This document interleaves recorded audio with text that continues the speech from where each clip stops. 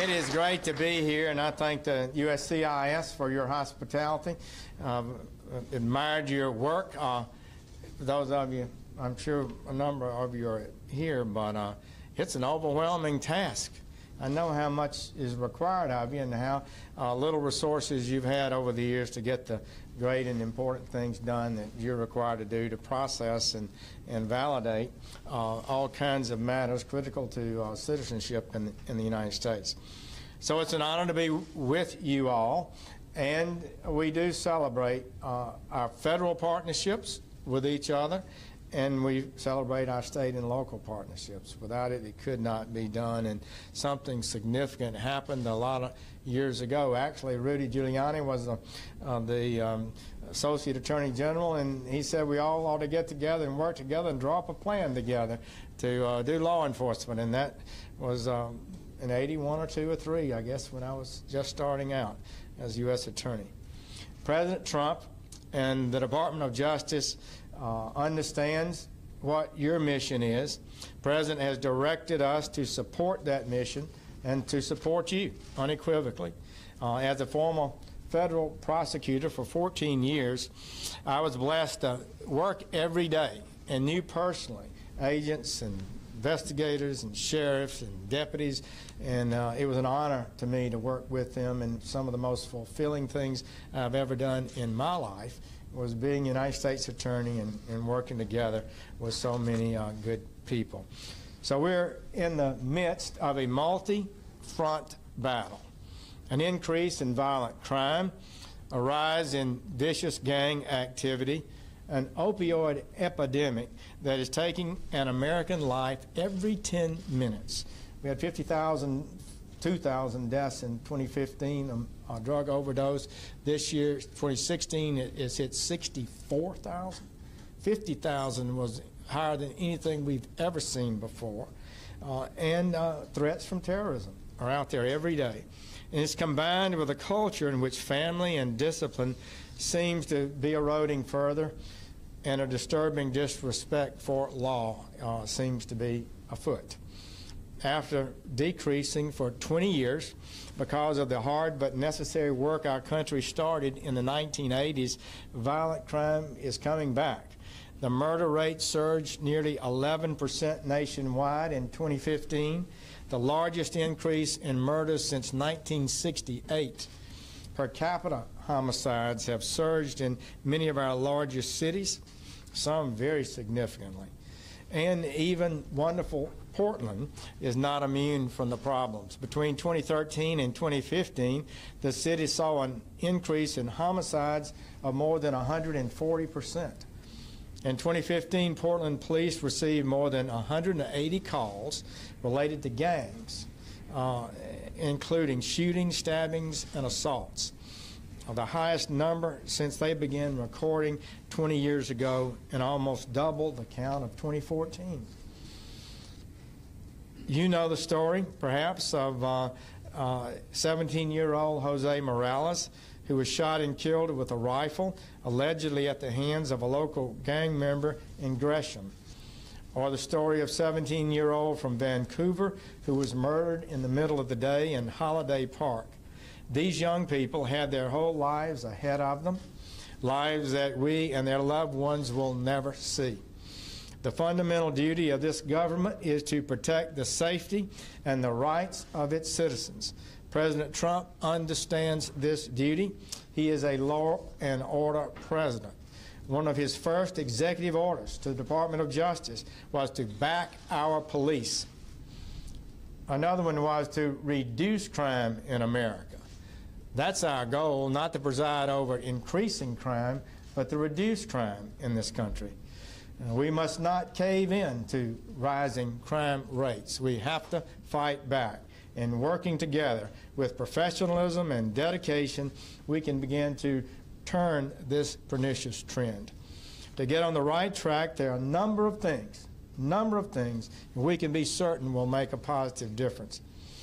A key concern is one we must talk about, and it's that some jurisdictions have undertaken to undo our immigration laws through so-called sanctuary policies. Such policies undermine the moral authority of law and undermine the safety of the jurisdictions that follow these ideas. Whatever the crime rate is in a city, you can be sure it would be higher and will be higher if these policies are followed. And sadly, in Portland and all over Oregon, here's how it works right now. Once the police arrest an illegal alien and charge him with a non-immigration crime, often serious, they fingerprint him and book him into their jail. When the federal immigration authorities learn that this criminal alien is in a jurisdiction's custody, our ICE officers can issue an arrest warrant and ask that the city notify them before they release that criminal or transfer that criminal alien to federal custody. But political leaders have directed state and local officers to refuse to grant these requests. Cooperation between these federal and state agents has existed for 100 years, I suppose, and been more and more relevant every year as we fight crime together. But honoring detainers has been a big part of that cooperation. The result is that police are forced to release the criminal alien back into the community on the streets without regard to the seriousness of his crimes or the length of his rap sheet.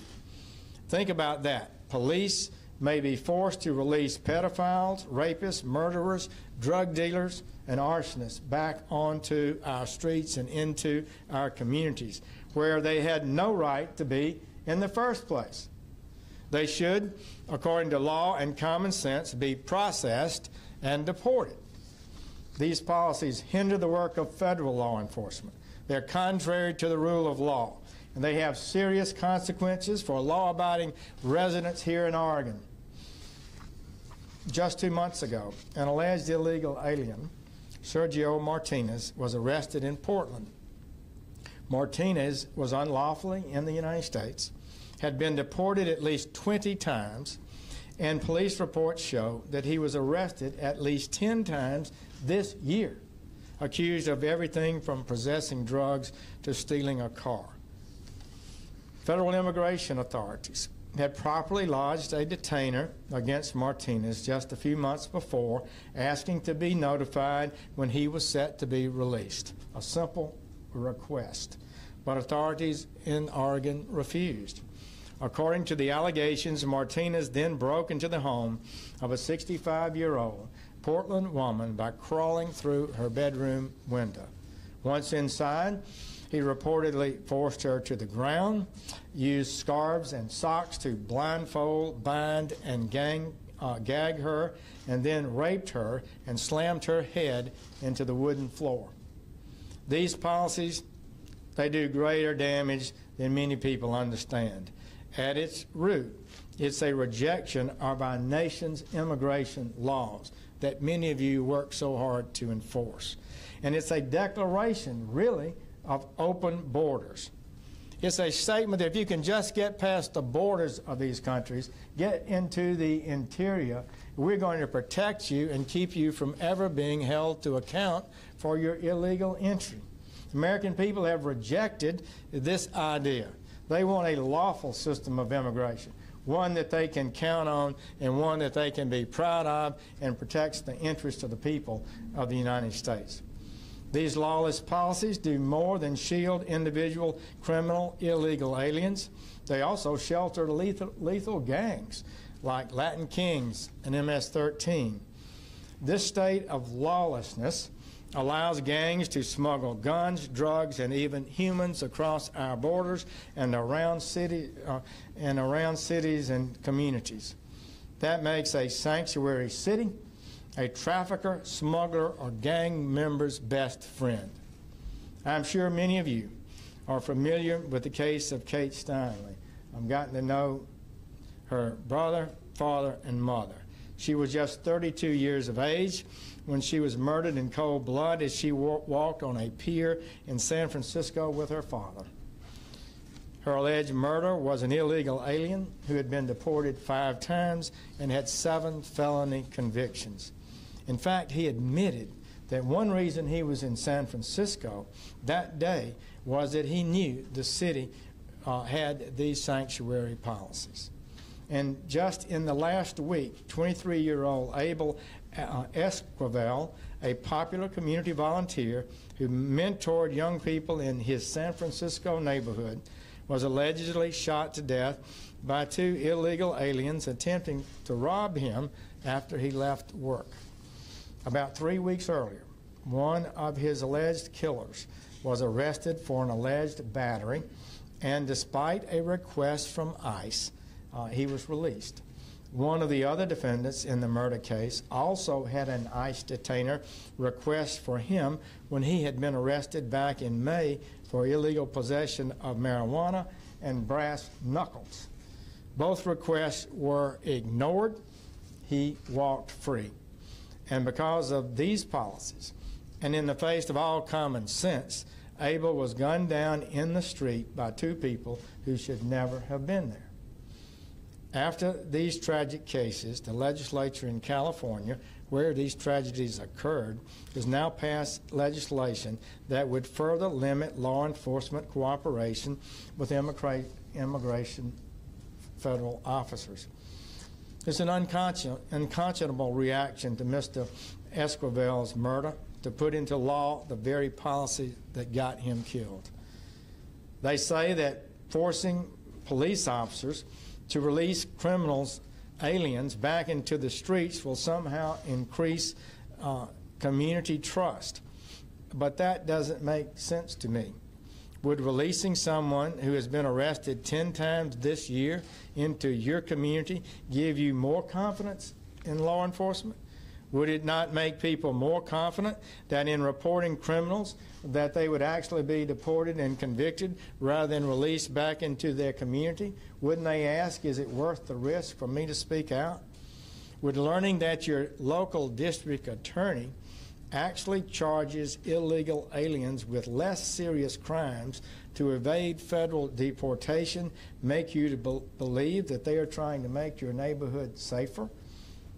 Would forcing federal officers to track down criminal aliens on your street instead of safely picking them up in the jails make you believe we value your community? And we all know that law enforcement, however, we know that they're not the problem. You risk your lives every day in the service of the law and the people you protect. But the problem is the policies that tie your hands. Sanctuary policies endanger us all, and especially the federal immigration officers who, to fulfill their lawful sworn duty, are forced to pursue criminal aliens outside the jails and the prisons at great personal risk. Surely we don't want to do that. Yet rather than reconsider their policies, these sanctuary jurisdictions feign outrage that they might lose federal funds as a direct result of the actions that they've undertaken to nullify plain federal law. Some, including Portland, have even decided to sue this administration so that they can keep receiving taxpayer-funded grants while continuing to impede federal immigration law. These grants are not an entitlement. We strive to help state and local law enforcement. But we cannot continue giving such federal grants to cities that actively undermine the safety of federal law officers and actively frustrate our efforts to reduce crime. Our duty is to protect public safety and to protect taxpayers' dollars. And I plan to fulfill that duty. The vast majority of Americans oppose sanctuary policies. According to one poll, 80% of Americans believe that cities should turn over criminal aliens to immigration officials. Are you surprised? A poll taken earlier this month of swing state voters found the same thing. 77% support denying federal funds to sanctuary cities. The American people are not asking too much, and neither is the Department of Justice. Federal law enforcement wants to work with our partners at the state and local level. We want to help keep citizens safe and to enforce our laws. And to win this multi-front war against rising crime, we need to use every lawful tool we have, and we need to eliminate all bad policies, not expand them. So I urge Portland, this wonderful city, this wonderful state of Oregon, and every sanctuary jurisdiction to reconsider what's happening.